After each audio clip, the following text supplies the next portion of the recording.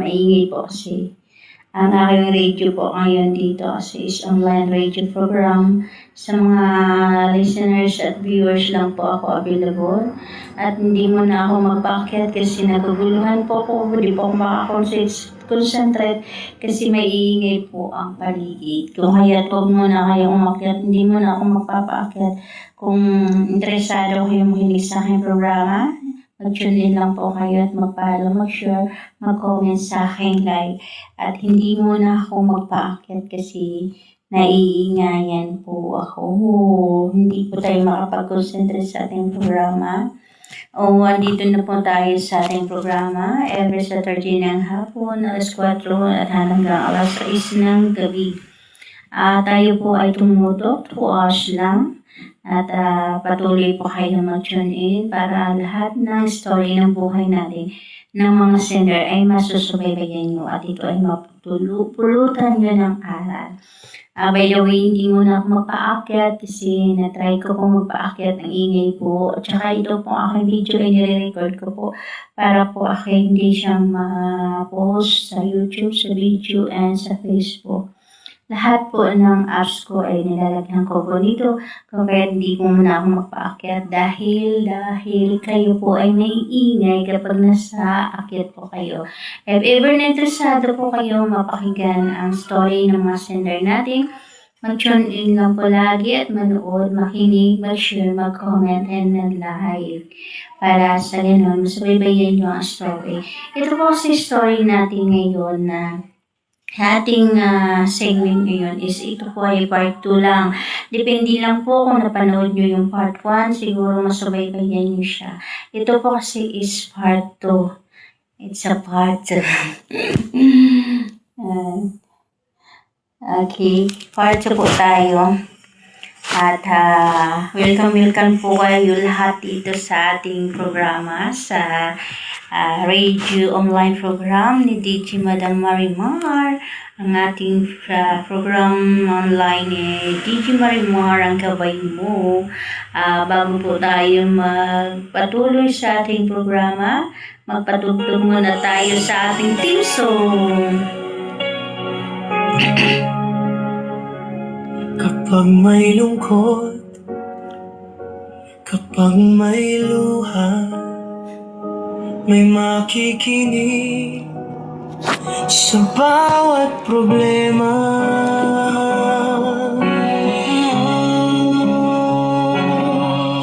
Gabay mo, with DJ Madam Marimar. Kasama mo ako sa bawat pagsubok, hindi ka nag-iisa. Gabay mo, with DJ Madam Marimar. Tinig ng pag-asa, makinig ka lamang, may gabay ka na.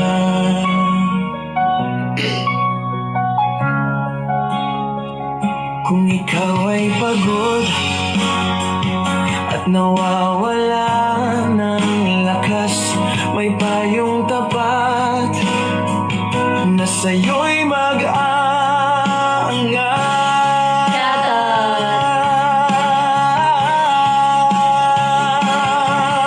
Gabay mo,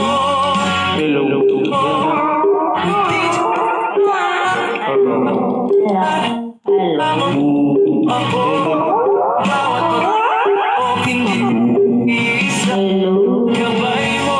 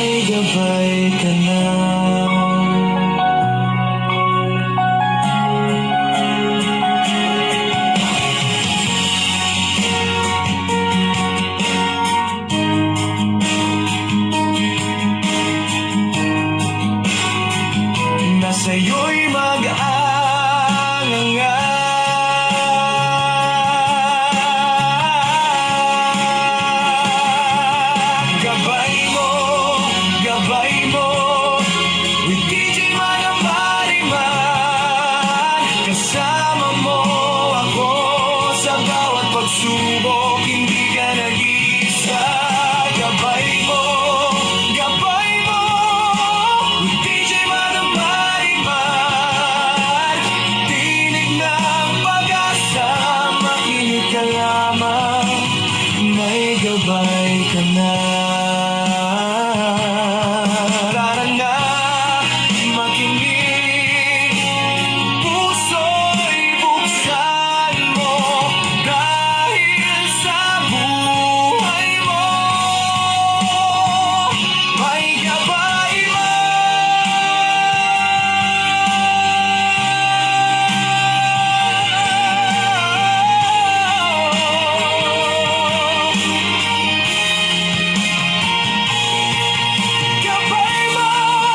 Gabay mo, with DJ Manamariman. Kasama mo ako sa bawat pagsubok, hindi ka nag-iisa.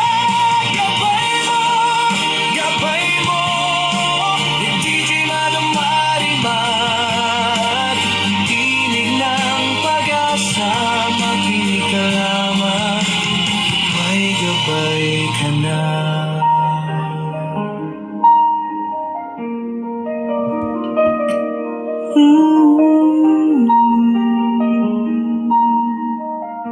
Yung sa trials to ha, hindi to na tamang oras ngayon eh. Trial lang to. Alas 4 ng hapon. Alas 4:45 time check for today is 4:45. Kapag may lungkot, Sige. Bago tayo dumako sa ating segment ngayon, syempre, kapag may alam nyo na mag-tune in muna kayo. Subaybayan nyo muna ang aming programa para sa ganun, mapapakinggan nyo ang drama. Story ng buhay yung sinday natin ngayon. Part 2 po ito ng babae disgrasyada. Kaya pakinggan natin siya para makarelate sa storya niya. Nandiyan lang po kayo mag-comment, mag-share, mag-follow sa ating programa para mapapakinggan nyo ang ating laging mga sinder ng ating mga followers na palagi sumusubaybay sa ating ito ay okay. Okay. Hello po. Madam DJ Marimar. Bago po ako mag-umpisa sa aking story ng buhay, intulutan niyo po ako na batiin ko po kayo ng magandang hapon po sa inyong programa na Madam DJ Marimar ang gawin mo. Alam niyo po, naging inspiration ko po ang inyong programa dahil po ako ay mahiya ang tao at higit sa lahat wala po talaga akong trust sa mga tao. Pero dahil sa iyong magandang programa, nagkaroon po ako talaga ng lakas ng loob para magsulat sa inyo at may bahagi ang aking kwento ng buhay ko upang mapulutan ng aral sa mga viewers nyo at ang mga listeners kahit saan man ang dako ng mundo.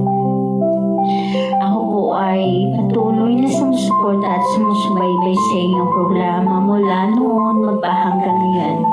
Nung nandun po kayo sa Media House Express, isa po ako na masugid na nakakapagkinig at sumusubaybay, sumusuporta at nag-share sa inyong programa. Maging doon po kayo sa bandera na 90.3 Central Luzon ng Radio FM. Isa po ako doon na sumusubaybay at sumusuporta at nakikinig po sa inyong programa. Akala ko po nung una matatapos na yung programa niyo. Pero natutuwa po ako dahil nakikita ko po na nagbibigay po kayo ng bagong programa para masigit po kami na maigan nyo na sumulat po sa inyo. Natutuwa po ko ng labis kasi akala ko talaga mawawalan na ako ng papakinggan dahil isa po ko talaga na sumusubaybay sa yung programa. Madam DJ Marimar, ito po ang part 2 ng buhay ko. Hindi ko siya agad sinulat ng buo sa inyo dahil alam ko po na marami po kayong mga sounds o mga maganda po kasi talaga yung pabitin. Alam ko naman po pag nakita yung part 2, diba, sabi ko, huwag niyo pong manabasahin kasi part 2 nga eh. Kaya, ang karamihan po sa ating mga taga-sulat, depende po sa gusto talaga nila yun. Diba? Depende sa gusto nila. Kaya gusto nilang pawitin, o sige, try natin sundin yung type nila, yung gusto nila. Kasi hindi naman nila binuo pagsulat eh. May part 1, may part 2, so ngayon may part 2 po siya. So, susundin natin yung procedure na gusto niya kasi hindi naman siya nag-chat ng buo sa akin. Tinachat niya ng paputol-putol. Ngayon, nag-chat siya ng part 2 sa buhay niya. Siyempre, nag-aabang din tayo ng kanyang sulat ko. Kaya, ito na ngayon, sumulat siya ng panibagong karugtong ng kwento niya. Kaya, ito na gagawan. Magbasa na ulit tayo ng kanyang part 2. Kaya, lagi kayo mag-antabay kasi meron silang ang ating mga sender dito pag mahaba ang kwento, hindi po nila talaga inubos pag-chat sa akin. Kumbaga, yung unti-unti din sila para mabitin din. Diba? Meron din silang ganon. Kaya ako ay host lang naman. Siyempre, kung ano yung kasunod ng nila, siyempre, susundin lang natin para hindi tayo mabitin sa kanilang istorya ng buhay. Pasensya na po kayo at hindi po ako nagpapaakyat kasi natry ko po magpaakyat kanina. Ang gulo po kasi hindi po talaga ako makapag-concentrate sa sobrang daming magugulo sa paligid. O kaya ito, mag-umpisa na po tayo magbasa ng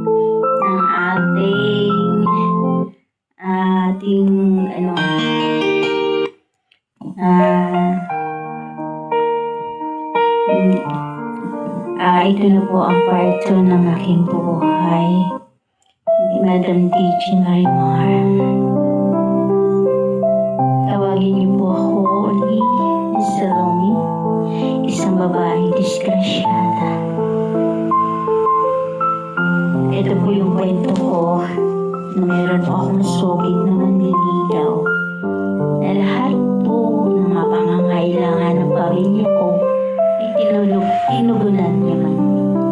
Mga problema, mga sitwasyon na animoy walang makikinig ang nanliligaw sa akin ay napapakinggan naman niya both side. Hindi po siya yung tipo ng tao na nanggagaslight.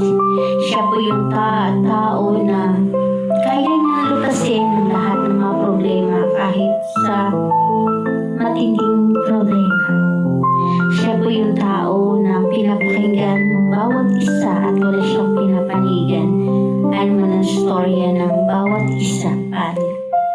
Siya po ang madalas sinusumbungan ng mga kapatid ko, mga pamangkin ko, magulang ko kapag may problema. O kaya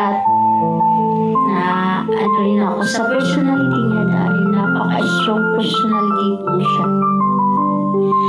Maging sa Benases, wala po akong inaalala kasi lahat po ng mga pangangailangan namin natugunan niya. Super duper, napaka-good provider po niya talaga, Madam DJ Marimar. Inaamin ko po, meron po akong nililihim sa kanya sa aking pagkatao. Dahil natatakot po ako na baka ma-judge niya at natatakot po ako na baka hindi niya ako tanggapin. Dahil sa kabila na nabulol na ako sa kanya, nahulog na ang loob ko sa kanya. Yung sikreto na hindi Dahil alam niyo naman po na may anak po ako sa pagkadalaga. Isang disgrasyadang babae na napaanakan dahil sa pagiging lasingkera. Inaamin ko naman po na nagkamali po ako noon. O kaya't ngayon binago ko na ang pagkatao ko, maging ang alak ay hindi ko na sinubukang inumin pa. Ang problema ko ngayon, Madam D.G. Marimar, dahil hindi ko talaga masabi sa kanya kung ano po ang pinanggalingan at pinagdaanan ng buhay ko. Natanggap ko na po ang pagkatao ko, napatawad ko na po ang sarili ko, napatawad ko na din ang mga taong nananakit sa buhay ko. Masakit man, pero kinakaya ko. Bumangon mula sa pagkadapa, bumangon mula sa pagiging mahina. Binago ko ang sarili ko dahil naniniwala ko na may darating pang bukas para sa akin. Na meron pang pagkakataong bumawi sa anak ko na kahit pinagkaitan ko na ng pagmamahal mula pa nung sinilang siya. Babawi po ako bilang isang ina niya. Babawi po ako bilang nagmamahal na ina niya. Hindi ko man naparamdam noon ang pagmamahal ko sa kanya. Dahil lubos po akong nasaktan sa mga pinaggagawa ng mga taong hindi na walang iyang pagkatao.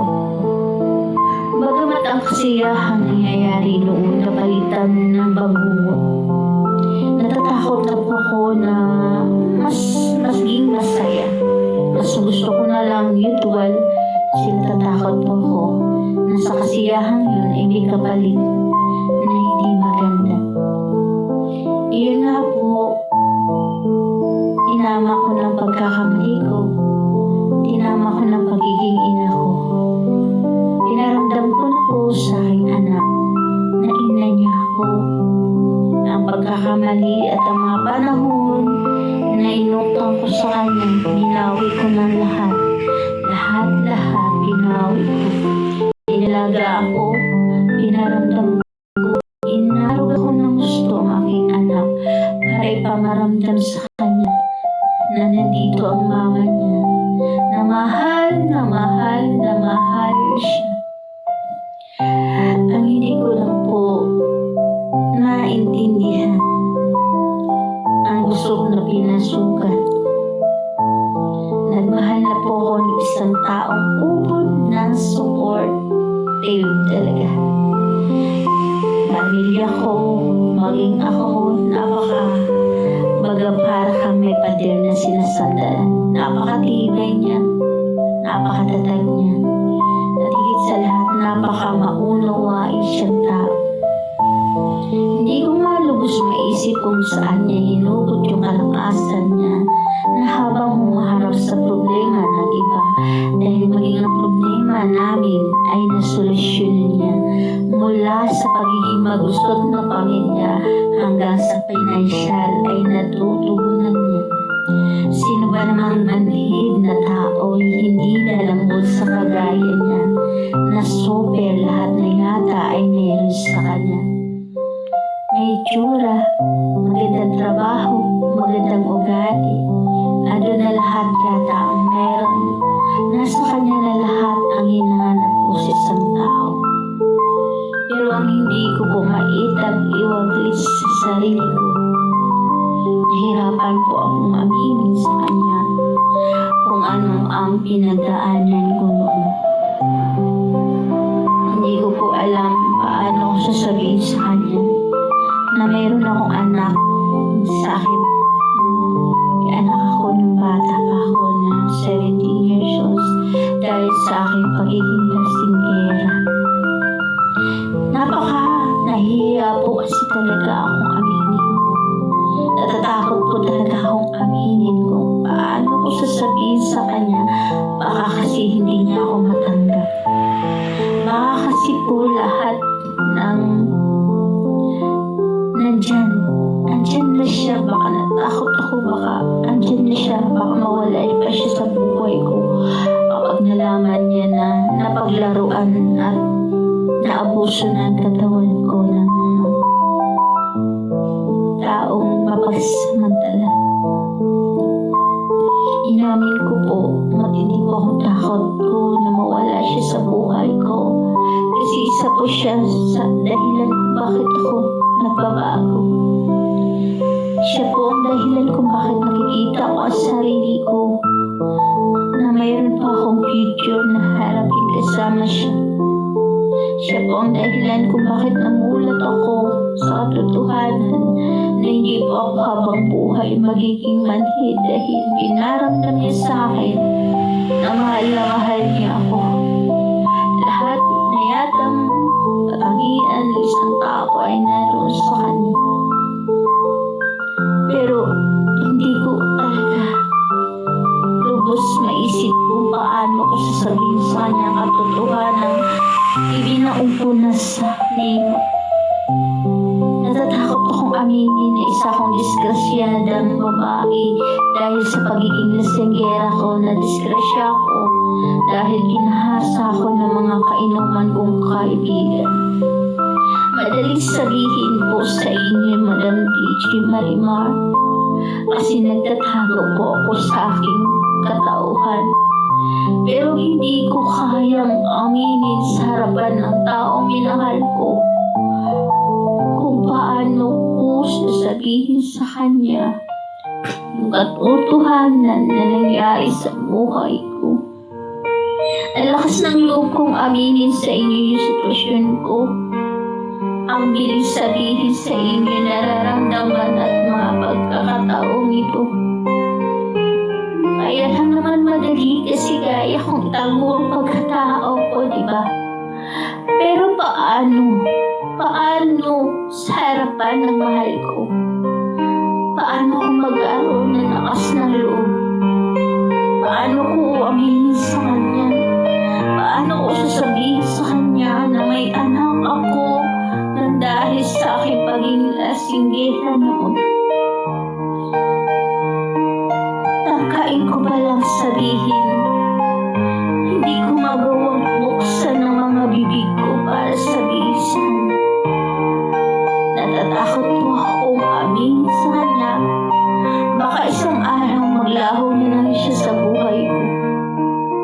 Natatakot po akong aminin sa kanya na baka isang araw pagdidirian niya ako at iwanan at isanin niya ako. Natatakot po ko yung mga pagkakataon na yun kung kaya't ano po ba dapat kong gawin, Madam TG Marimar? Tuluyan ko bang hindi pakilala ang anak ko sa kanya? Tuluyan ko bang parang wala lang? Inihin ko ba yung pagkatao ko sa kanya o ano po ba dapat kong gawin? Dahil naguguluhan po ako, dahil natatakot po ako na baka isang araw matuklasan niya na may tinatago akong lihim sa kanya. Ay isa din yun na pinangangambahan ko na baka ma-discourage siya. Matuturn off siya sa akin at iwanan din niya ako. Ang dami kong agam-agam. Gulong-gulo ako sa sarili ko. Hindi ko alam kung paano ko ipasok ang sarili ko. Hindi ko alam kung saan ko ilalagay ang sarili ko. Ilihim o sasabihin, lahat ng mga yun alam kong mayroong dating. Alam ko na hindi ako karapat-dapat sa pag-ibig niya dahil madumi akong babae. Ginahasa, pinagsamantalahan, at nagbunga pa ng isang anak. Madam TG Marimar, kung kayo po ang nasa katayuan ko, ano po ba ang dapat kong gawin? Sasabihin ko po ba ang totoo o patuloy kong ililihim sa kanya ang mga pagkaroon ko ng anak noon? Ano po ba talagang dapat kong gawin kasi masyado na po akong naguguluhan. Handa po akong makinig. Handa ko pong basahin yung mga comment ng mga taong concerned sa sitwasyon ko. Handa ko po silang pakinggan at handa ko pong basahin isa-isa ang mga comment nila. Alam ko po na marami pong nakarelate sa sitwasyon kong ito. Naway mabigyan niyo po ako ng payo sa aking kalagayan. Sobrang mahal ko na po yung lalaki na nanligaw sa akin, pero wala po talaga akong kakayahang aminin sa kanya kung anong dapat kong gawin.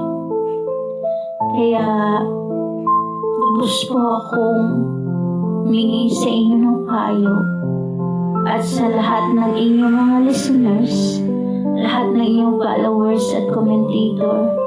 Handa po ako papakinggan at basahin ng mga comment nyo na maitutulong nyo at mapapayo sa akin. Dito tayo sa comment sa payo sender.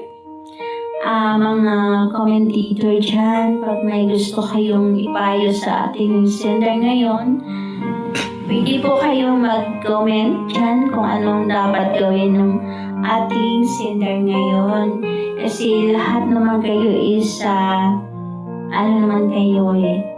pwede po kayong mag-comment about sa pag-help natin sa sender natin. Kung concerned po kayo, mag-comment po kayo kung ano po ang dapat niyong gawin. Dahil screenshot po natin ang mga comment nyo para ma-backread po ng ating sender. Kasi di natin alam na hindi siya naka-update ngayon. Malay mo, at least andyan lang po yung mga message nyo, yung mga comment nyo.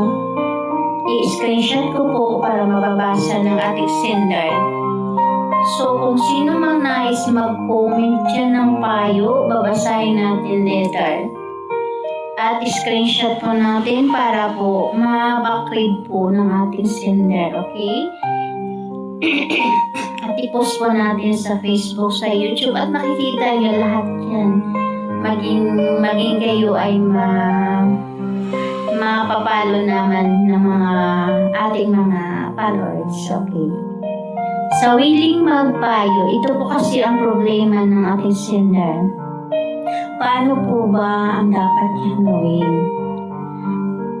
Patuloy po ba niyang ililihim yung kanyang kalagayan kasi disgrasyada po siyang babae? Nagkaroon po siya ng anak, gawa nung nakipag-inuman siya. Nung nalasing siya, hinalay siya ng 4 na lalaking kainuman niya na kaibigan lang din niya. Nung hinalay po siya, nagbunga po ng isang anak.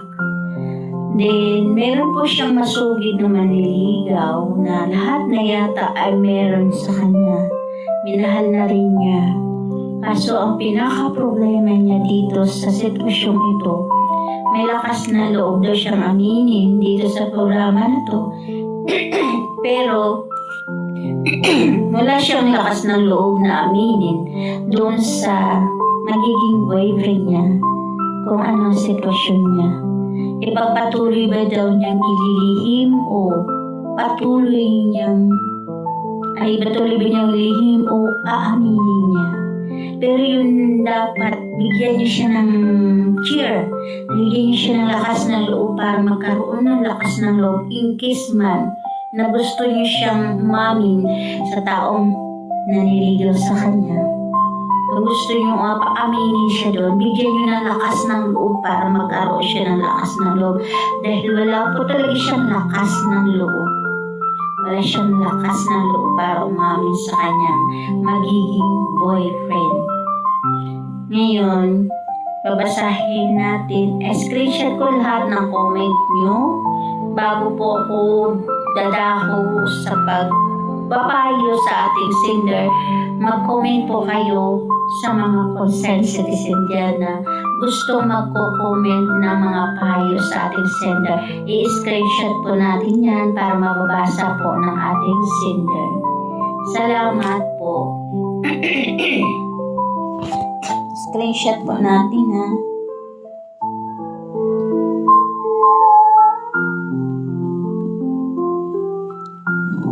Nag-screenshot pa ako.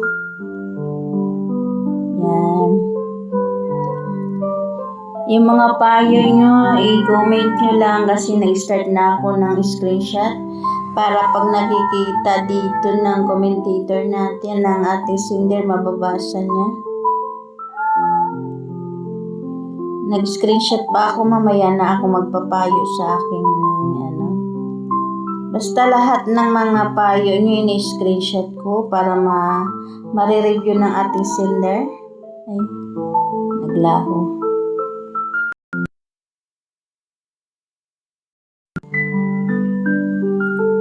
Yan, ini-screenshot ko. Madami din pala ang nag-comment sa atin.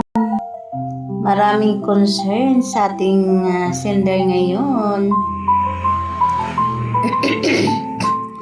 Salamat sa mga concerned citizen na nagpapayo sa comment section. I-screenshot po natin para mababasa po ng ating sender. Yan, madami-dami naman po. Hindi ko po siya mababasa actually. Kaya ako isi-screenshot para pag na-post ko to, mababasa po ng ating sender ang inyong mga comment. Kasi hindi po siya kagaya sa Facebook na nare-review. Naglalaho kasi pag sa comment. Kaya ang gagawin natin, screenshot natin para mababasa ng ating sender ang inyong mga payo sa kanya. Diba? Ang dami namang magpapayo sa ating sender ngayon. Ang dami. Maubos ko pa ba ito pag-screenshot? Ang dami naman. Ang daming concern citizen dito sa ating TikTok. Ayun, kahit paano naubos din. Ayan.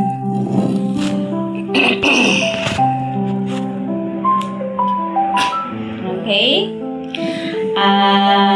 Si Loming, ang babaeng disgrasyada. Ayaw niya magpatawag sa tunay niyong name kung kaya nagkaroon na siya ng secret niya na Lomi. Tinatawag na rin Lomi. Ito po ang payo ko sa iyo, Lomi, ang babaeng disgrasyada. Kung talagang mahal ka ng taong yan, napansin mo, di ba? Nakikinig na siya sa problema ng mga kapatid mo, mga magulang nyo, mga gusot ng mga kaibigan, mga kapatid, lahat ng gusot na meron sa paligid mo, napapakinggan niya. Nasolve na niya yung mga problema ng mga yan. How much more yung sa problema mo, hindi niyo masolve. Alam mo, sa pagkakataong nagka-problema ka, sabi nga nila, pag may bagyo, mayroon ding magandang naidudulot pagkatapos nito. Hindi naman kasi lahat ng pagkakataon ay may unos sa buhay natin. Kung dumaan ka man sa unos na pinagdaanan mo pa noong bata ka pa, na 17 years old ka pa, di naman palaging may unos, be. Tandaan natin, natatapos din ang unos. Ayun na yung reward ni God sa iyo dahil nalampasan mo at natanggap mo yung pagkatao mo. Yung pagkatao mo na itinapon mo na. Yung pagkatao mo na kinalimutan mo na. Maging ang puso mo nagiging bato na. Maging ang puso mo ay hindi mo na kayang magmahal. Pero dahil sa nagiging manhid na ang puso mo, sabi nga nila, walang aksidenteng nangyayari sa buhay natin. Lahat ng buhay natin ay may nakaplano na. Pinagplanuhan na yan ng Diyos para sa iyo. Dahil alam ng Diyos na wala ka ng trust sa tao. Binigyan ka ng lalaki ng ubod ng bait. Lalaki na siyang mag-intindi sa sitwasyon at kalagayan mo. Ipinakita na sa iyo na lahat ng kusot sa paligid mo ay nasolusyonan mo. Maging sa finances na solusyonan mo. how much more sa'yo, di ba? Ginawa niya lahat ng mga makakaya niyang gawin dahil mahal ka niya. Kaya walang imposibleng hindi niya kayang tanggapin sa pagkatao mo. Ika nga nila, pag mahal ka, tanggap ka.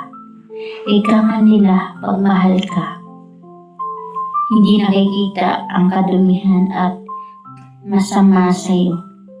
Ang nakikita lang sa'yo ay yung kagandahan ng loob mo. Kung ano ka, yan ka, dyan ka niya minahal.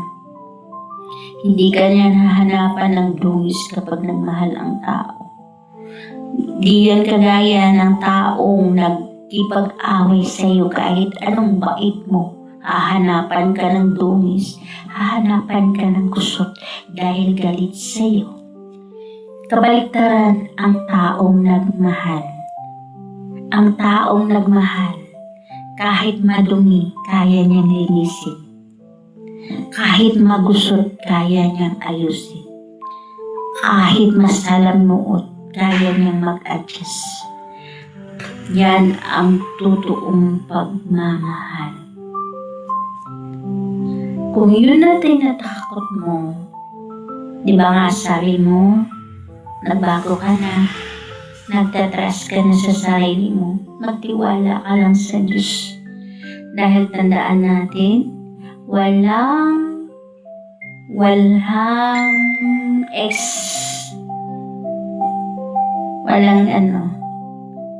wala bagang yung lang siya. Ano bang nangyari lang? Nangyari lang ng gano'n. Hindi, walang gano'n. Lahat ng nangyayari sa buhay natin nakaprogram na yan. Lahat ng dadaanan natin nakaprogram yan. Hindi yan siya eksaktong aksidente lang. Nangyari yan. That's a part of trials sa buhay mo. Ngayon nalalampasan mo na, go ahead na sa bagong senaryo na harapin ng buhay mo. Bagong yugto ng buhay mo. Pumunta ka na sa bagong yugto at harapin mo ang kinabukasan na kasama yung taong minahal mo. Matuto kang magpakatotoo sa sarili mo. Matuto kang magtiwala sa sarili mo. At higit sa lahat, manalig ka sa Diyos, magtiwala ka sa Panginoon. Dahil sabi nga nila, kung dati nagkaroon ka ng problema, hindi naman lahat ng panahon, lagi na lang problema ang harapin. May unos, may ginhawa. May dilim, may liwanag. Yan ang lagi natin pakatandaan na hindi lagi nandyan ka lang, lumalunod sa problema ang pinagdaanan mo noon. Hindi pwedeng laging nakatune ka lang dyan sa sitwasyon na nagbibigay ng trauma sa'yo. Yung takot mo, yung pangangamba mo, yung wala kang tiwala sa sarili mo, baguhin mo. Isuko mo yan sa Diyos para sa ganun, baguhin niya ang paniniwala mo. Baguhin niya yung pagiging mo sa sarili mo. Magkakaroon ka ng trust, Panginoon, para magkaroon ka rin ng trust sa sarili mo. Dahil walang binigay sa iyo ang Diyos na hindi worth it sa iyo. Hindi yan aksidenteng dumating sa iyo ang lalaking yan. Bagkus, binigay sa iyo yan ng Diyos. Dahil alam ng Diyos na ikaw ay naging manhid sa sitwasyon mo doon. Ikaw ay naging pusong mato. Ikaw ay naging manhid sa sitwasyon na pinagdaanan mo noon. O kaya't binigyan ka ng lalaki na handa kang intindihin, handa kang unawain at ibinibigay sa iyo ang mga dapat mong makamtan. Dahil worth it yan. Dahil ika nga nila, kung tuluyan ka magbago, ang kasunod niyan ay regalo. Pag nalampasan mo ang trial sa buhay mo at hinarap mo ito ng buo at tuluyan kang nagbabago, may grant sa iyo ang Panginoon. Yan ang tinatawag niya na grant, ibig sabihin. Dahil nagbago ka, natututo ka sa mga pagkakamali mo noon. Binago mo ang sarili mo, hindi ka na naging lasinggera at hindi ka na inom ng alak. Meaning to say, nakikita ng Diyos yan sa'yo na nagbago ka ng luhusan, nagbago ka ng tuluyan. Kaya may grant ka, may regalo ka, may award ka nang galing sa Diyos. Ipinakilala sa iyo ang tao, ang lalaking handa kang iangat mula sa iyong pagkadapa. Binigyan ka ng isang tao na handang aakay sa iyo mula sa pinanggalingan mo nanghihina ka. Binigyan ka ng isang tao na handang akayin ka mula sa iyong pagkadapa, mula sa iyong panghihina. Siya magbibigay sa iyo ng kalakasan para harapin ang iyong kinabukasan. Tandaan natin, ang taong nagbabago ay mayroong grant award sa Diyos. Pero ang tao na patuloy na napakalunod sa kanyang kasalanan, ang tao na patuloy na napakalunod sa kanyang maling ginagawa ay walang regalo, walang grant na nanggaling sa Diyos, walang award. Kaya nakita ng Diyos na nabago ka, nakita ng Diyos hindi patak ng alak, ay hindi mo na magawang uminom dahil nga nakita mo na nagbago ka na. So nakita ng Diyos ang iyong pagbabago, ang laki ng iyong pagbabago dahil tinanggap mo at pinatawad mo ang sarili mo. Kung kaya ang kasunod niyan ay binigyan ka ng regalo ng Diyos. It's a part of God, it's a part of a word na worth it para sa iyo. Ayan ay binagkaloob sa iyo ng Diyos upang mas harapin mo ang bago mong kinabukasan na kasama yung taong ipinagkaloob sa iyo ng Diyos. Siya yung pinagkaloob sa iyo ng Diyos dahil nakita mo naman na napakabuti niyang tao. Beside that, bihira lang ang ganun dyan. Bihira lang yung katayayan ng lalaking kagaya niya na halos almost perfect ang ugali niya, di ba? Napansin mo naman. Kaya huwag mo siyang pakawalan. Huwag kang matakot, huwag kang mangamba, huwag kang mag-ailangan. Basta't lahat, isurrender mo sa Diyos. Sabihin mo, Lord, tulungan mo ako na matanggap niya ang pagkatao ko. Tulungan mo ako, God, na lahat ng pinagdaanan ko noon ay hindi maging balakid para sa aming dalawa. Hindi maging balakid sa pag-reveal ko sa sitwasyon sa kanya. I-surrender mo sa Panginoon bago ka gagawa ng panibagong hakbang sa buhay mo upang hindi ka na magkamaling muli. Sabi nga nila, ang gabay ng Diyos ay ang matuwid na daan upang hindi ka malihis ng landas. Kaya kung may agam-agam ka, meron kang doubt, meron kang alilangan, wala kang tiwala sa sarili mo, go ahead. Magdasal, manalangin, maniwala sa Diyos. At alam ko, naliliwanagin ng Diyos ang iyong kaisipan at ipagkaloob sa iyo yung wisdom na dapat at worth it para sa iyo. Alam ko, itong lalaki na natagpuan mo ngayon, hindi yan aksidente lang. Ayan ay plano ng Diyos para ipagkaloob sa iyo ang reward na dapat mong matanggap. Ika nga nila, basta't nakikita ng Diyos ang pagbabago ng isang tao, ang kasunod niyan rewards, gaya ng isang teacher.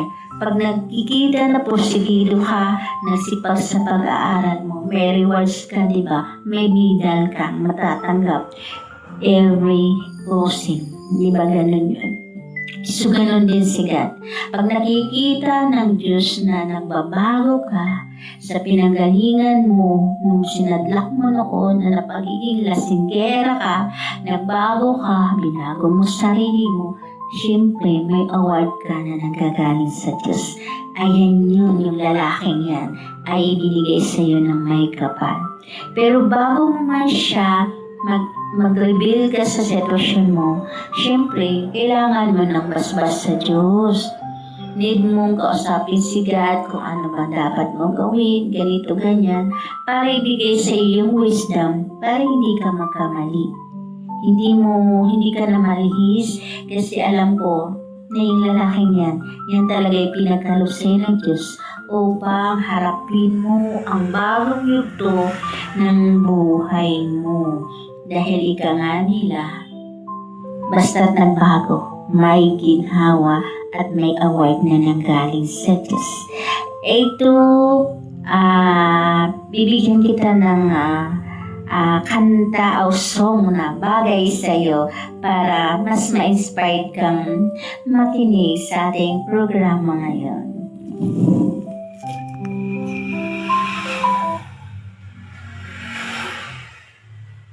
Ang awitin, wait lang ha. Ang awitin natin ngayon.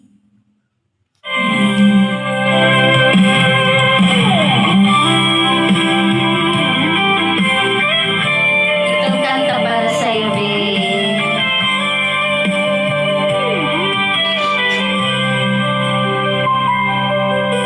Mula nang tayo'y magkatagpo, di ka maalis sa isipan ko.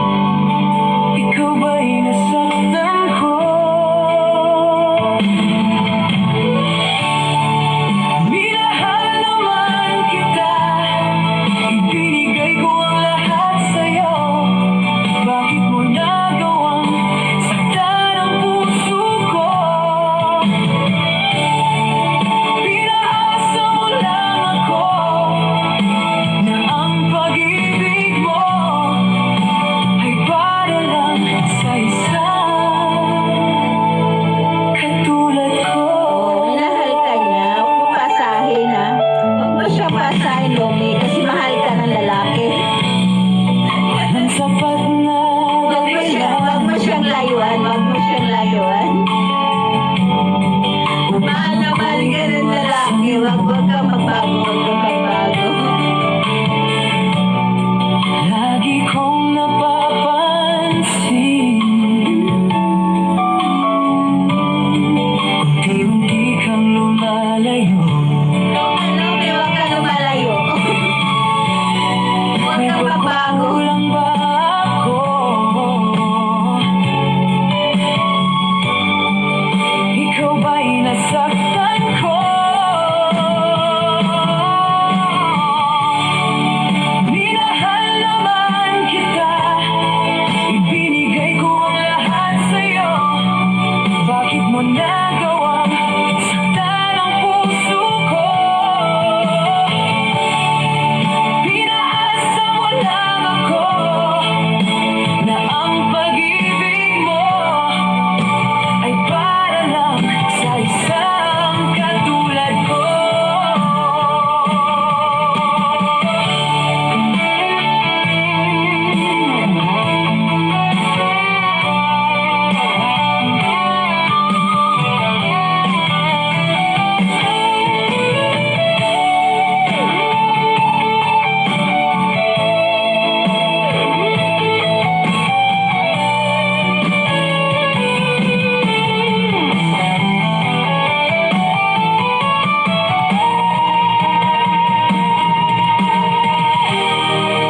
Minahal naman kita, ibinigay ko ang lahat sa'yo. Bakit mo nagawang saktan ang puso ko? Pinaasa mo lang ako na ang pag-ibig mo ay para lang sa isang katulad ko. Minahal naman kita, ibinigay ko ang lahat sa'yo. Bakit mo nagawang saktan ang puso ko? Pinaasa mo lang ako na ang pag-ibig mo ay para lang sa isang katulad ko.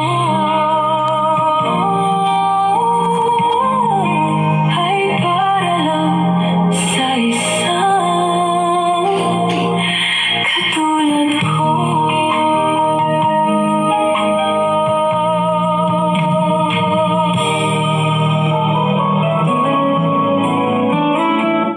Time check po tayo. Ang oras natin for today is 5 p.m. na ng hapon. Although, dahil trials lang po to. Dito muna magtapos ang ating programa. Sa sunod na tayo magbasa ng panibagong programa ng Ang Buhay ng mga Standard. Bye-bye! Thank you sa mga viewers na palagi nandyan, nakikinig sa ating trials, na lagi rin nasuporta at nagbibigay ng sulat sa atin. Joke lang po. Bye-bye! Bye ko. Bye-bye! Susunod naman. Thank you for watching. Bye-bye! Ang dami nyo na. Ang dami nyo naman. Dami niya lan, dami niya lan. Bye-bye muna tayo. Bye-bye. I love you. Sige, sandali lang ha.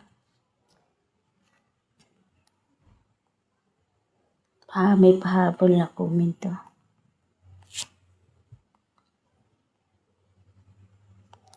Mamaya makikita nyo pagbabasa ng comment nyo ha. Babasahin ko lahat ng comment nyo mamaya. Thank you for watching. Bye bye. I love you.